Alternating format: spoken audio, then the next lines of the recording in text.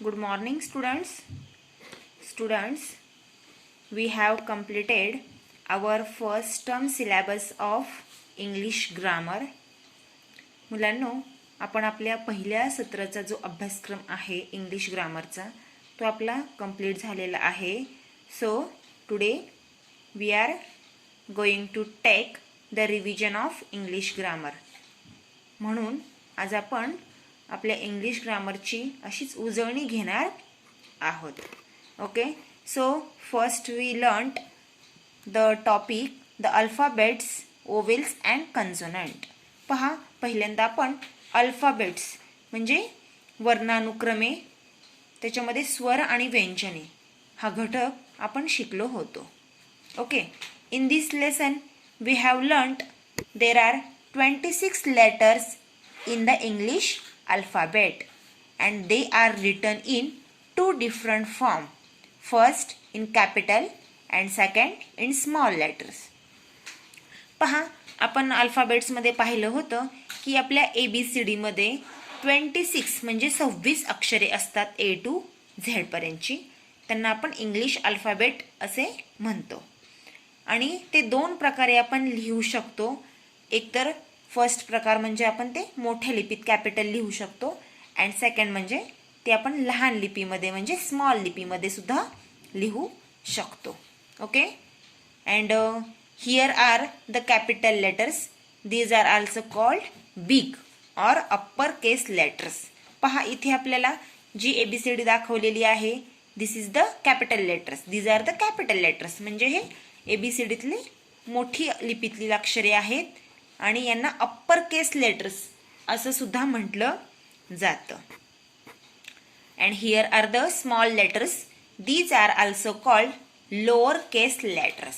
पहा, आणि खाली जे A to Z लेटर्स दिलेले आहेत हे स्मॉल लिपीमध्ये दाखवलेले आहेत, त्यांना आपण लोअर केसेस लेटर्स असे सुद्धा म्हणतो. आता अप्पर केस आणि लोअर केस असं का म्हटलंय, तर ही कॅपिटल लेटर्स मधली जे अक्षरे आहेत ही शक्यतो आपण 4 लाईनमध्ये लिहिताना वरच्या 3 लाईनच यूज केल्या जातात. म्हणजे वरच्या रेषेमध्ये लिहिली जाणारी ही अक्षरे आहेत. अँड लोअर केसेस म्हणजे खालच्या रेघांमध्ये किंवा ओळींमध्ये लिहिली जाणारी अक्षरे. मग पहा, जे आपण स्मॉल लेटर्स लिहितो ती शक्यतो खालच्या 3 लाईनमध्ये लिहिली जातात, म्हणून यांना लोअर केसेस लेटर्स असं म्हटलं जातो. Then we see also 5 ovels. A, E, I, O, U. These are 5 ovels. And words cannot be formed without oval.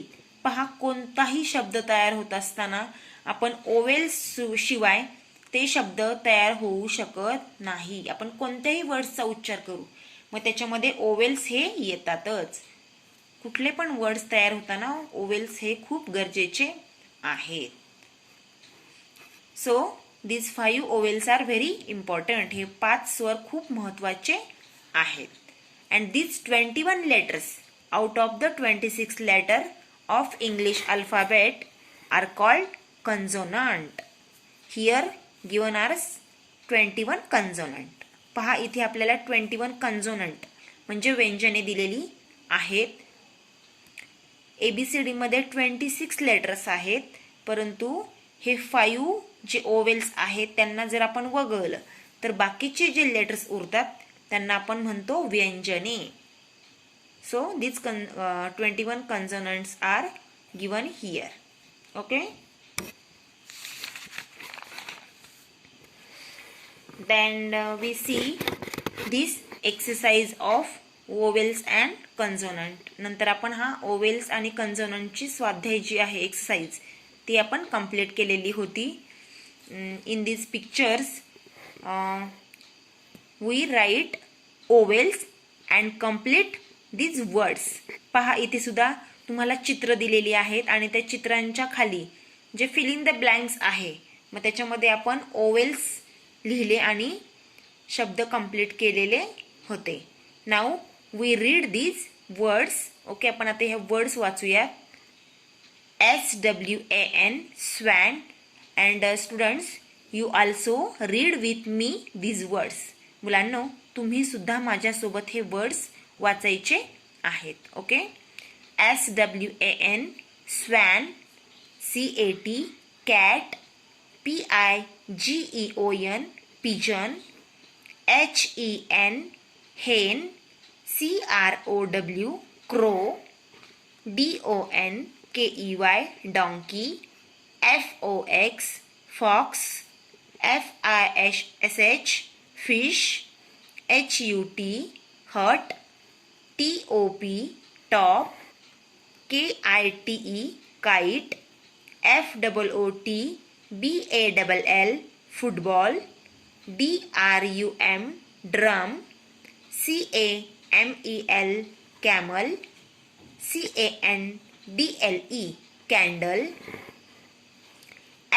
FLOWER flower, BLANKET blanket, TOY toy, KITCHEN